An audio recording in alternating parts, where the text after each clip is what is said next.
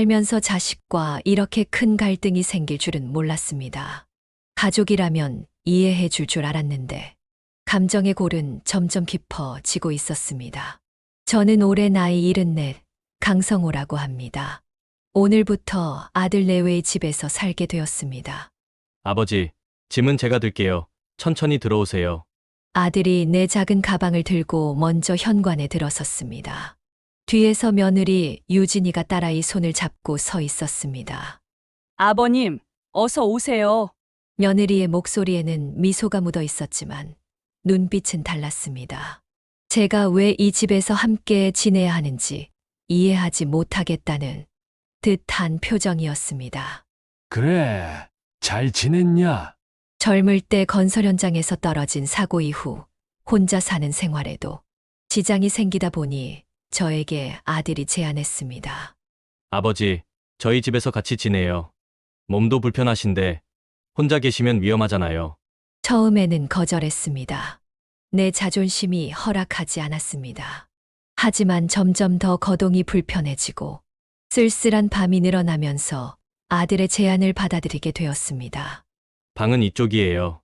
아들이 안내한 방은 생각보다 작았습니다. 창문 하나와 침대, 작은 옷장이 전부였습니다. 예전에 내가 살던 집 거실만 해도 이것보다 넓었는데 그래도 불평할 수는 없었습니다. 아버지, 짐 정리하시고 나오세요. 저녁 먹어요. 아들이 문을 닫고 나가자 무거운 한숨이 절로 나왔습니다. 오래된 사진 한 장을 꺼내 보았습니다. 아들이 아내와 함께 찍은 사진이었습니다. 그때는 얼마나 행복했던가. 여보, 내가 잘하고 있는 걸까? 저녁 식탁에 앉았을 때 며느리의 얼굴이 경직되어 있었습니다. 아들은 눈치 없이 즐겁게 수다를 떨었습니다. 아버지, 이제 저희가 모실 테니 편안하게 지내세요. 그래, 고맙다. 며느리는 밥을 떠서 내 앞으로 밀어주었습니다. 겉으로는 공손했지만 그 손길의 따뜻함은 없었습니다. 이미 알고 있었습니다. 이 집에서의 생활이 쉽지 않을 거라는 것을. 할아버지, 이거 드세요. 손녀 수아가 김치를 내밀며 웃었습니다. 그 순간만큼은 마음이 따뜻해졌습니다. 잘 할 수 있을 거라고 스스로에게 다짐했습니다. 하지만 며느리의 차가운 시선이 내 등 뒤로 꽂히는 것을 느꼈습니다. 이제 막 시작된 동거, 앞으로 무슨 일이 벌어질지 두려웠습니다. 아들 집에서의 생활은 생각만큼 순탄하지 않았습니다. 사소한 일들이 하나둘씩 문제가 되기 시작했습니다. 처음에는 눈치채지 못했습니다. 아마도 내가 둔감한 탓일지도 모릅니다. 평생 건설 현장에서 일하며 가족의 생계를 꾸리느라 섬세한 감정들을 알아차릴 여유가 없었던 것 같습니다.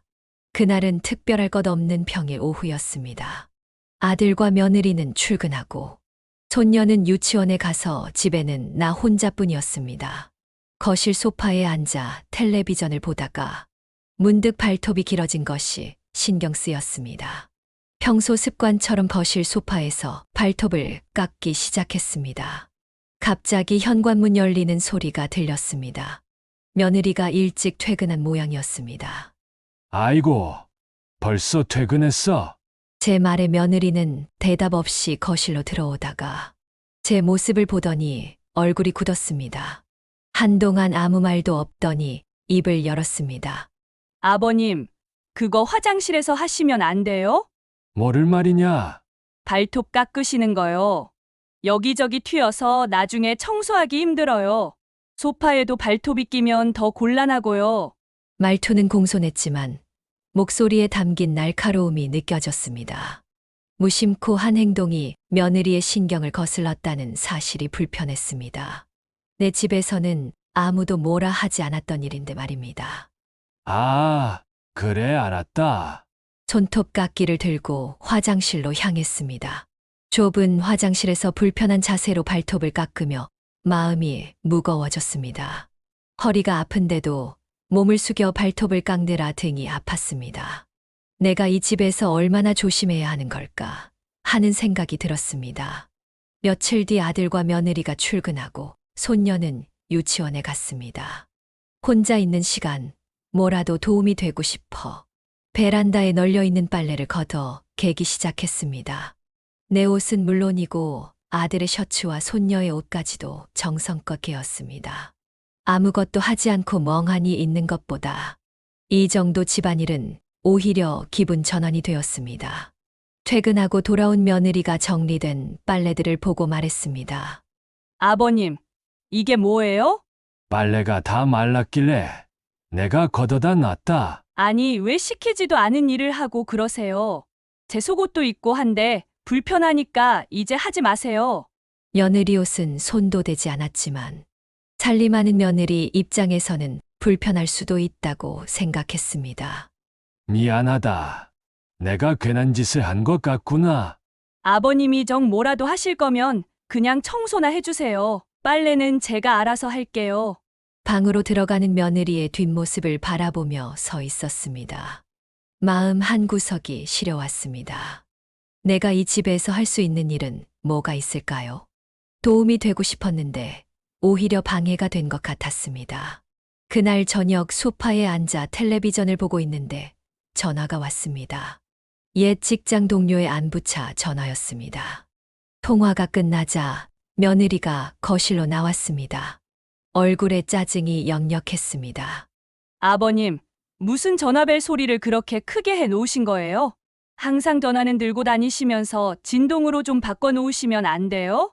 지하철이나 버스에도 보면 전화벨 소리 쩌렁쩌렁 크게 울리게 해놓은 사람들이 있는데 얼마나 꼴불견인 줄 아세요?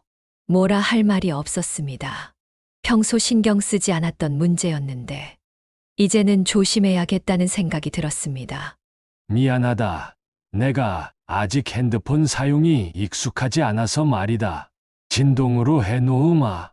아파트에 살다 보니 피우던 담배를 끊어야 했습니다.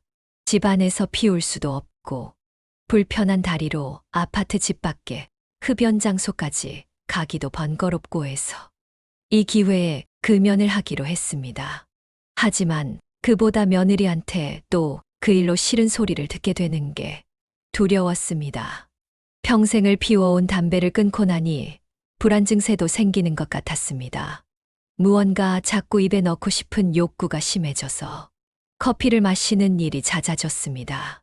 그날도 담배 생각이 나는 것을 참으려 커피를 타고 나서 소파로 가는 중에 며느리의 따가운 시선이 느껴졌습니다.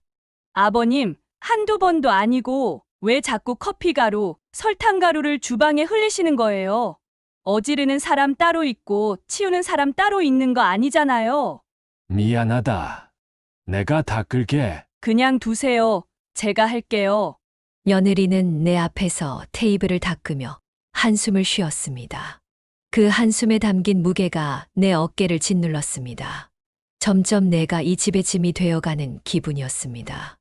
미안하구나. 괜히 내가 커피는 마시겠다고 해서 이제 커피 안 마실게.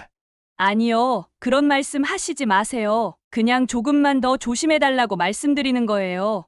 며느리의 말은 공손했지만 그 눈빛은 달랐습니다. 차라리 당신이 없었으면 좋겠다고 말하는 것처럼 보였습니다.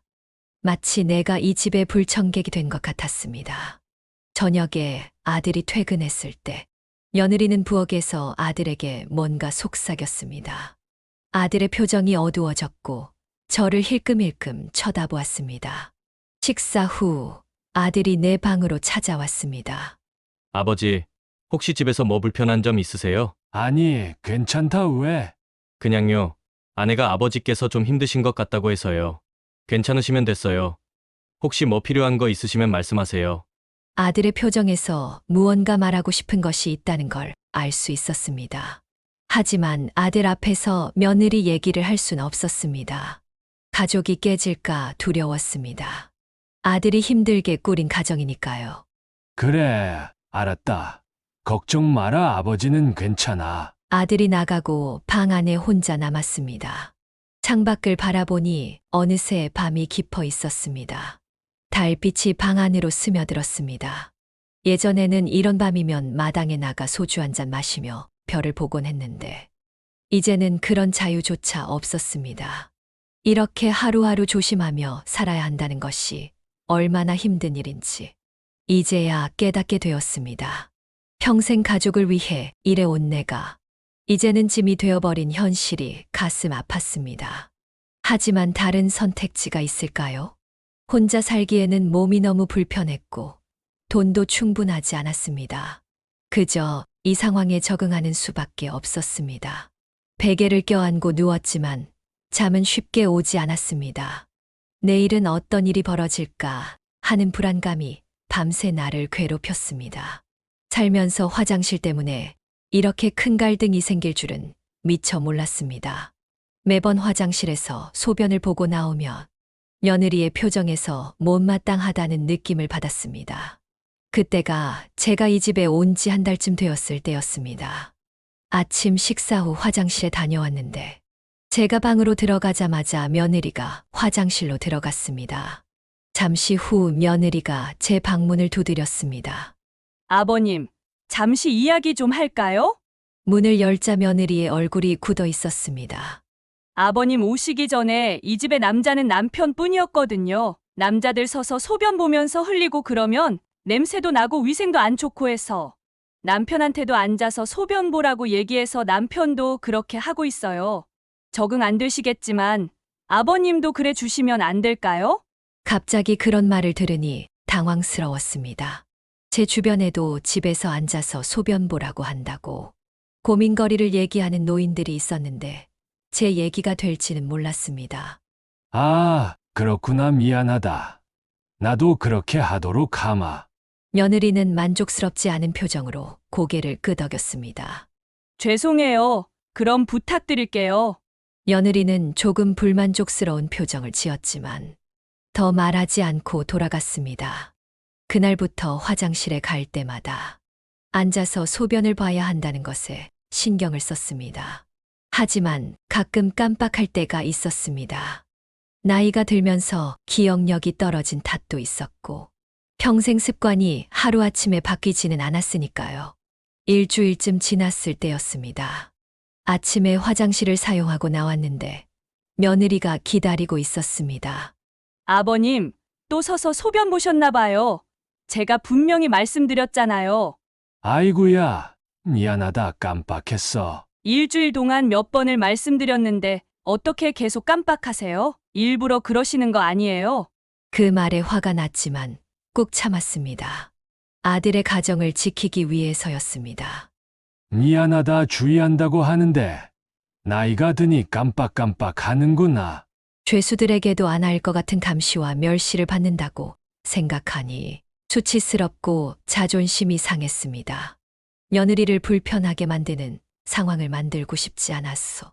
되도록 방에서 나가지도 않고 대부분의 시간을 TV를 보며 지내고 있었습니다. 식사 시간이 돼서 밥 먹으라고 부르면 나가서 밥을 먹고 다시 방으로 들어오는 생활이 이어졌습니다. 그러던 어느 날이었습니다. 벌써 저녁 8시가 넘었습니다. 보통은 7시 반이면 며느리가 식사하세요 라고 부르곤 했는데 오늘은 아무 소리가 없었습니다.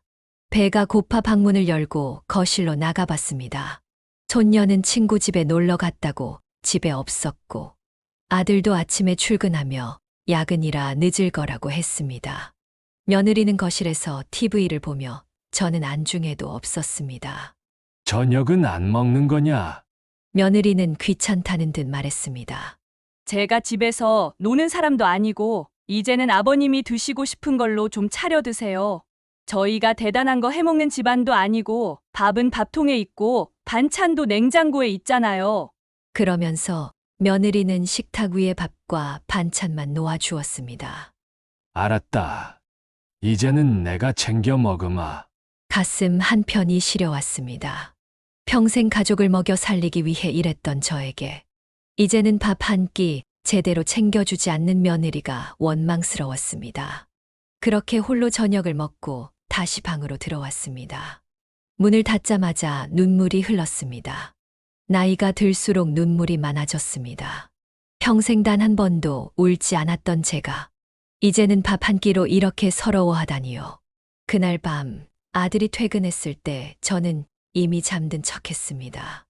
아들에게 이런 이야기를 하고 싶지 않았습니다. 아들이 직장에서 얼마나 힘들게 일하는지 알았기 때문입니다. 다음 날부터 며느리는 저에게 더 노골적으로 냉담해졌습니다. 식사 때가 되어도 더 이상 저를 부르지 않았고, 저는 굶거나 제가 직접 밥을 차려 먹어야 했습니다. 일주일 후, 며느리가 다시 화장실 문제를 꺼냈습니다. 며칠 동안 앉아서 소변을 보려고 노력했습니다. 하지만 평생의 습관을 바꾸는 일은 쉽지 않았습니다. 가끔 무심결에 서서 소변을 보곤 했습니다. 며느리의 성화의 아들도 집에서는 앉아서 소변 보는 것이 습관화되어 있다 보니 이 집에서는 화장실 사용 후 변기 뚜껑이 올라가 있는 경우가 없었던 것입니다. 며느리는 제가 화장실에서 나오면 매번 변기 뚜껑이 올라가 있나 확인을 하고 그걸로 제가 서서 소변을 보았다는 것을 확인하고 있었던 것입니다. 또 서서 보셨네요. 그리고 그럴 때마다 며느리는 마치 감시하듯 화장실을 들여다보고는 못마땅한 표정을 지었습니다. 이제 그만 좀 해. 다 늙은 시애비 소변 본 것까지 감시하는 게냐. 처음으로 제가 며느리에게 화를 냈습니다. 그러자 며느리의 얼굴이 일그러졌습니다. 다 늙었으면 더 조심해야죠. 우리 집에 계시니까 우리 집 규칙을 지켜주세요. 우리 집, 우리 규칙, 그 말이 가슴에 박혔습니다. 나는 이 집에서 외부인이었습니다. 손님도 아닌 그저 불청객이었습니다. 아들은 이런 갈등 상황에서 늘 부재했습니다. 아침 일찍 나가고 밤늦게 들어오는 아들에게 이런 사소한 문제로 부담을 주고 싶지 않았습니다. 하지만 매일매일 며느리의 감시와 멸시 속에서 살아가는 것은 너무 힘들었습니다.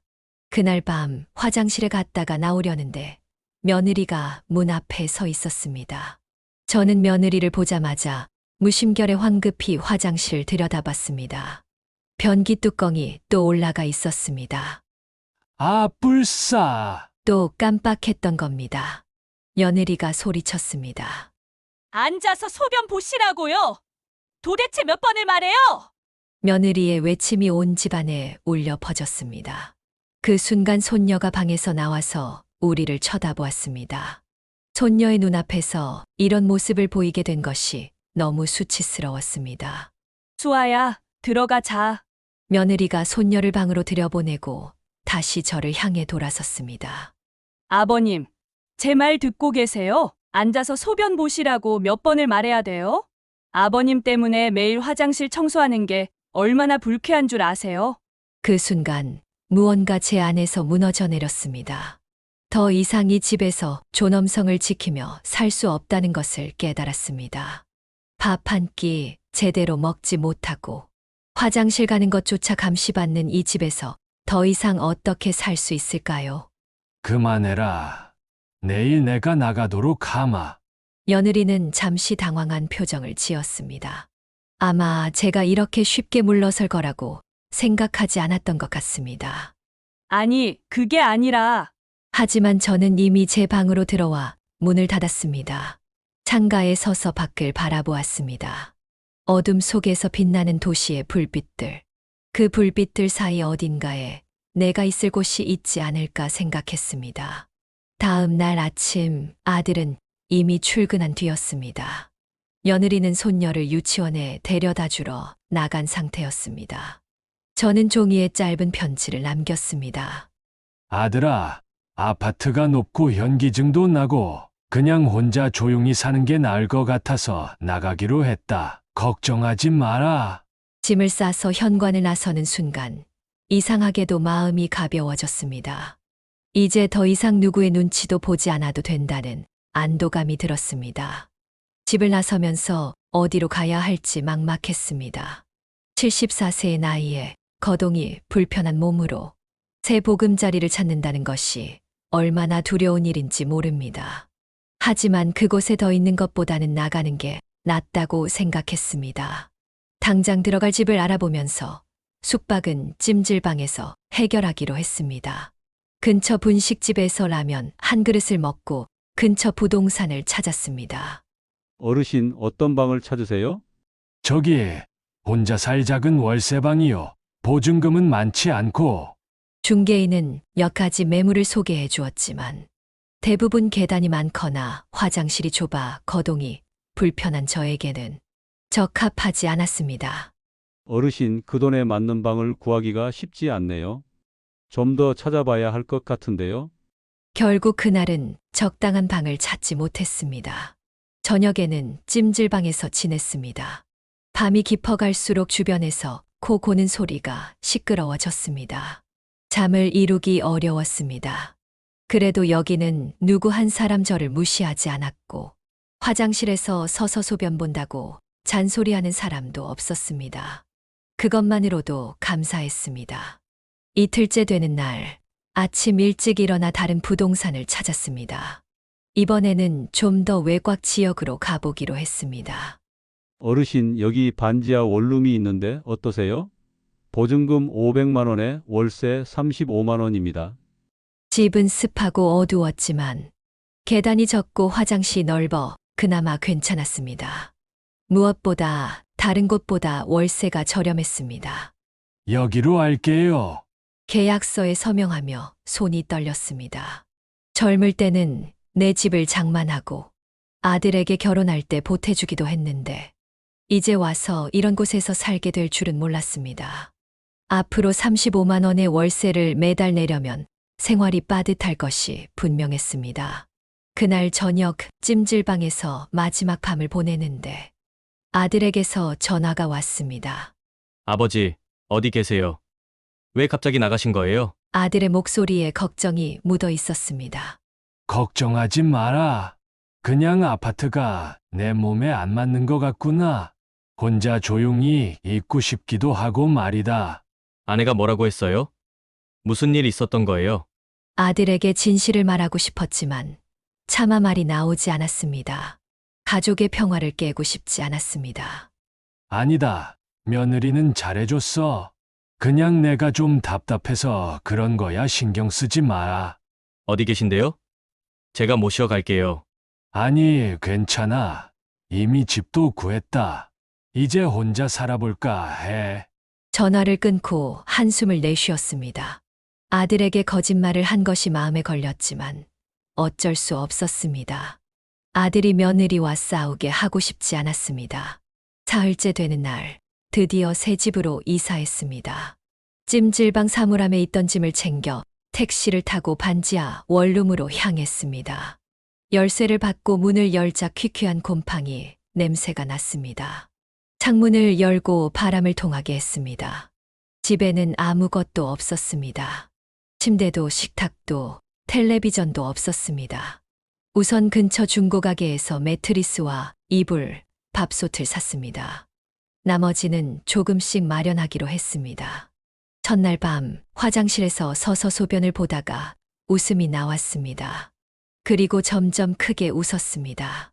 마음이 홀가분해졌습니다. 이제 누구도 저를 감시하지 않을 테니까요. 하지만 밤이 깊어갈수록 외로움이 밀려왔습니다.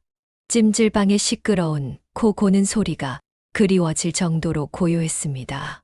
라디오도 없어 소리 하나 들리지 않는 정막 속에서 천장만 바라보았습니다. 일주일 후 아들이 찾아왔습니다. 웬일이니? 회사는? 오늘은 휴가 냈어요. 너무 좁고 습한 것 같은데 안 불편하세요? 아들은 집안을 둘러보며 안타까운 표정을 지었습니다. 괜찮다. 혼자 살기 딱 좋아. 아내가 많이 불편해서 그러신 거예요? 그냥 다시 돌아오시면 안 돼요? 아들의 말에 가슴이 아팠습니다. 하지만 돌아갈 수는 없었습니다. 다시 그 집에 가면 똑같은 일이 반복될 것이 뻔했습니다. 아버지, 솔직히 말씀드릴게요. 아내가 아버지께 한 행동들 저도 대충은 짐작하고 있었어요. 그 말을 듣자 가슴이 철렁했습니다. 아들이 알고 있었다니요. 회사 일 핑계로 집에 늦게 들어가고 아내 눈치만 보고 죄송해요. 제가 아버지 편을 들어야 했는데 용기가 없었어요. 아들은 한 번도 한 적 없는 이야기를 하기 시작했습니다. 아내가 수아를 가졌을 때부터 신경이 많이 예민해지기 시작했어요. 출산하고 나면 괜찮아지려나 했는데 지금 생각하면 원래 성격이 그랬던 것 같아요. 그전까진 제가 콩깍지가 씌었던 거죠. 하나둘 간섭하고 지적하더니 시키는 대로 하지 않으면 화를 내고 심지어 물건을 집어 던지기도 했어요. 그냥 가족의 평화를 위해서 참자하면서 지내왔는데, 하지만 이번 일은 그냥 넘어갈 수 없어요. 아들의 눈빛이 달라졌습니다. 결의에 찬 강한 눈빛이었습니다. 오늘 아내와 단판을 내겠어요. 단판이라니 어떻게? 그건 제가 알아서 할게요. 걱정 마세요. 무슨 말인지 더 물어보려 했지만 아들은 구체적인 이야기를 꺼내지 않았습니다. 참, 그러고 보니 내가 급하게 집에서 나오느라고 돋보기 안경을 두고 나왔는데 같이 가서 가져와도 될까? 이제 일을 시작할까 하는데 안경이 없으니 불편해서 말이다. 그러세요. 그리고 남의 집도 아니고 자식 집인데 그렇게 어려워하실 필요 없잖아요. 지금 같이 가요. 평소에 잘 쓰지 않는 안경이지만 노안이다 보니 글을 읽을 때는 필요했습니다. 더구나 이제는 홀로 살아가야 하는 상황이다 보니 더 필요하다는 것을 느꼈습니다. 아들과 함께 아들 집으로 돌아왔습니다. 현관문을 열자마자 며느리의 날카로운 목소리가 들렸습니다. 어디 갔다 이제 오는 거예요? 전화도 안 받고. 아버지 만나고 왔어. 뒤따라오는 저를 보자 며느리의 표정이 순간 굳었습니다. 여보, 우리 얘기 좀 해야겠어. 무슨 얘기요? 아들은 저를 일단 소파에 앉으라고 하고는 며느리를 데리고 방으로 들어갔습니다. 오늘 아버지가 지내시는 곳에 갔다 왔어. 반지하 원룸에 햇빛도 제대로 들지 않고. 그만해요. 듣기 싫어요. 며느리는 어이없다는 듯이 대답했습니다. 내 말 끝까지 들어! 아들이 이렇게 소리를 지른 적은 결혼 이후 처음이었습니다. 뭐예요? 갑자기 왜 소리를 질러요? 당신이 그동안 아버지를 어떻게 대했는지 다 알고 있어. 화장실 사용 문제로 괴롭히고 밥도 제대로 차려주지 않고 계속 무시하고 멸시하다가 결국 아버지를 내쫓은 거잖아. 아들의 얼굴이 붉게 달아올랐습니다. 그동안 억눌러왔던 분노가 한꺼번에 터져 나왔습니다. 내가 무슨 잘못을 했다고 그래요? 같이 사는 사람들 간에 지켜야 할 규칙이 있잖아요. 화장실 위생은 가족 모두의 문제고 아버님은 계속 그걸 무시하셨어요. 규칙? 무슨 규칙? 그건 당신이 일방적으로 정한 거잖아. 당신은 그냥 이 집에서 왕 노릇이 하고 싶었던 거지. 아들이 벽을 치며 소리쳤습니다. 그리고 결정적인 한마디를 내뱉었습니다. 그거 알아? 이 집은 아버지 사고보상금으로 아버지가 마련해 주신 거야. 아버지가 건설 현장에서 사고당해 받은 보상금 2억으로 우리가 이 집을 살 수 있었던 거라고. 며느리의 표정이 순간 굳었다가 금세 회복되었습니다. 그래서요? 그건 우리한테 준 거잖아요. 줬으면 끝난 거지. 이제 와서 뭘 어쩌라고요? 며느리의 예상치 못한 반응에 아들은 말문이 막혔습니다. 잠시 침묵이 흐른 후 아들의 목소리가 낮게 깔렸습니다. 정말 그렇게 생각해? 아버지가 남은 평생 노후자금으로 쓰실 돈을 우리에게 주셨는데 우리는 그걸로 집을 사고 아버지를 쫓아냈어. 당신은 그렇게 고마움도 모르는 사람이었어? 당연히 고맙죠. 고맙지만 가족 간에는 도움도 주고받고 그러는 게 당연한 거 아니에요? 일일이 그걸 들먹이면서 평생 빚진 것처럼 살아야 해요? 그래. 빚진 것처럼 살 필요는 없어. 하지만 최소한의 예의는 지켜야지. 당신같이 고마움도 모르는 사람한테 이런 집은 사치야. 내일 당장 이 집을 팔아서 아버지가 주신 돈 아버지께 돌려드릴 거야. 아들의 말에 며느리의 얼굴이 창백해졌습니다. 뭐라고요? 당신 미쳤어요? 팔기만 해봐요. 당장 이혼할 거니까. 이혼? 그래, 좋아. 이렇게 사느니 당신 같은 사람이랑은 이혼하는 게 나을지도 몰라. 당신 정말 이럴 거예요? 수아는요? 우리 딸은 어떻게 하고요? 왜? 이제야 딸 걱정이 되나 보지? 걱정 마, 수아는 내가 키울 거야. 당신처럼 이기적인 사람이 키우는 것보다는 100배 나을 테니까. 뭐라고요? 며느리가 아들에게 다가가 아들의 뺨을 때렸습니다. 순간 정적이 흘렀습니다. 아들은 뺨을 감싸주며 차갑게 말했습니다. 이제 끝이야. 이혼할 준비해.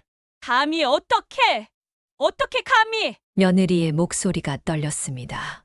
당신 정말 한번 해보자는 거지? 내가 가만히 있을 것 같아요? 어떻게 하든 상관없어. 난 결심했어. 좋아요. 정 그렇게 나오면 나도 생각 있어요. 내일 당장 변호사 만나서 이혼 소송 제기할 거예요. 수아 양육권도 당신에게 절대 줄 수 없어요. 아들은 웃음을 지었습니다. 해봐! 법원에 가서 아버지를 어떻게 대했는지 다 말해볼래? 그리고 이 집이 어떻게 마련됐는지도. 지금 협박하는 거예요? 난 우리 가족을 위해, 우리 가족이 행복하길 위해 그랬을 뿐이에요. 그리고 아버님한테 받은 돈은 그건 우리 결혼할 때 준 선물이었잖아요? 선물을 주고 나서 다시 달라고 하는 사람이 어디 있어요? 당신 정말 상종 못할 사람이구나. 아들이 주먹을 꽉 쥐었습니다. 이 집 팔아서 아버지 드릴 거야. 이 집 원래 주인한테 돌려주는 거지. 그렇게 알고 있어. 절대 안 돼요. 그러지 말아요. 우리 딸 수아 데리고 나가버릴 거예요. 그래? 그럼 나가. 당신은 이 집에 살 자격이 없어. 며느리는 눈에 눈물이 고였지만 눈물을 흘리지 않으려고 애쓰는 모습이었습니다. 당신 정말 변했네요. 이제 와서 갑자기 효자 코스프레 하시겠다? 그동안은 어디 있었어요? 맞아. 나도 잘못했어. 그러니까 이제라도 바로잡으려는 거야. 늦었어요. 이미 관계는 돌이킬 수 없게 됐어요. 그래. 우리 관계는 돌이킬 수 없을지도 몰라. 하지만 아버지와의 관계는 아직 늦지 않았어. 며느리는 화가 나서 손녀 방으로 들어가 방문을 쾅 닫았습니다. 아들은 거실로 나와 소파에 주저앉아 머리를 감싸쥐었습니다. 집안에는 무거운 침묵만이 흘렀습니다. 저는 묵묵히 아들 내외가 다투는 소리를 듣고 난 후 조용히 안경을 찾아들고 집을 나왔습니다. 집에 돌아오고 잠시 후 아들이 뒤따라 찾아왔습니다. 손에는 작은 가방을 들고 있었습니다. 어떻게 된 게냐? 아버지, 저도 당분간 여기 있어도 돼요? 아들이 해결하겠다고 했을 때 말리지 못한 것이 후회가 되기도 했습니다. 하지만 어차피 한 번은 치루어야 할 홍역이다 생각하니 차라리 잘 되었다고 생각했습니다. 나 때문에 일이 이렇게 돼 버렸구나. 아니에요. 아버지, 이건 아버지 탓이 아니에요. 제가 더 일찍 나서서 바로 잡았어야 했어요. 아들의 목소리가 떨렸습니다. 아들의 눈에 눈물이 고였습니다. 내 잘못이야. 내가 너희 집에 들어가지 말았어야 했어. 그런 말씀 마세요. 아버지는 아무 잘못 없어요. 저와 아내가 잘못한 거예요. 이런 상황이 너무 마음이 아팠습니다. 아들이 며느리와 싸우고 집을 나온 것이 모두 저 때문이라는 생각에 가슴이 무거웠습니다. 그래도 수아는 어쩌고? 수아는 아내와 있어요. 아직 어리니까 나중에 데리러 갈 거예요. 아들이 무거운 한숨을 내쉬었습니다. 아버지, 정말 죄송해요. 오히려 제가 폐를 끼치게 됐네요. 무슨 소리야? 내가 오히려 이런 좁은 곳에서 어떻게 지내려고? 아들이 미소를 지었습니다. 그 미소에는 슬픔이 묻어 있었습니다. 괜찮아요. 아버지와 함께라면 이곳도 충분히 좋아요. 그날부터 우리는 함께 지내기 시작했습니다. 작은 원룸에 2명이 살기에는 비좁았지만 오히려 그런 공간 속에서 우리는 더 가까워졌습니다. 아들은 매일 회사에 갔다가 돌아오면 저녁을 함께 먹었습니다. 때로는 아들이 요리를 했고 때로는 제가 했습니다. 식사 후에는 작은 테이블에 앉아 이런저런 이야기를 나누었습니다. 아버지, 어릴 때 기억나세요? 제가 중학교 들어갔을 때 아버지가 밤새 일하시고 아침에 등교할 때 도시락 싸주셨잖아요. 아, 그랬던가. 도시락이 엉망이었지, 아마. 아니에요. 세상에서 제일 맛있는 도시락이었어요. 이렇게 우리는 지난날의 추억을 나누며 잊고 있었던 부자 간의 정을 다시 확인했습니다. 일주일이 지나고 아들이 조심스럽게 입을 열었습니다. 아버지, 어제 변호사를 만났어요. 이혼 문제로요. 말을 잇지 못하는 아들의 어깨를 토닥였습니다. 괜찮다. 하고 싶은 대로 해라. 아내가 수아 양육권을 요구했어요. 저도 수아를 빼앗길 수는 없어서. 그럼, 당연하지. 수아는 내 딸이잖니? 아들의 눈에 결의가 불타올랐습니다. 아버지, 제가 이번 일은 꼭 바로잡을게요. 집도 팔 거예요. 그게 맞는 것 같아요. 아들아, 그럴 필요 없어. 그 집은 너희를 위해 마련한 거야. 아니에요. 아버지 제가 결정했어요. 그리고 아들이 잠시 망설이더니 말을 이었습니다. 아버지, 우리 함께 새 집을 구해요. 좀 더 넓은 곳으로 수아도 함께 살 수 있는 곳으로요. 그 말을 듣는 순간 가슴이 뭉클해졌습니다. 아들이 이렇게까지 생각해 주다니. 그래도 괜찮겠니? 네, 아버지 제가 이제 가장으로서 제대로 할게요. 더 이상 아내 눈치 보지 않고 아버지와 수아를 위해 살 거예요. 아들의 말에 눈시울이 뜨거워졌습니다. 아들이 이렇게 성장했다는 사실이 자랑스러웠습니다. 한 달 만에 아들은 집을 팔아버렸고 우리는 새로운 아파트로 이사했습니다. 넓지는 않았지만 세 사람이 살기에는 좁지도 않았습니다. 며느리와 아들의 이혼은 아직 진행 중입니다. 가끔 아들이 힘들어할 때면 제가 위로해 줍니다. 지금은 많이 힘들겠지만 이 또한 지나가지 않겠니? 네, 아버지 덕분에 힘이 나요. 이렇게 우리는 서로를 의지하며 새로운 삶을 살아가고 있습니다.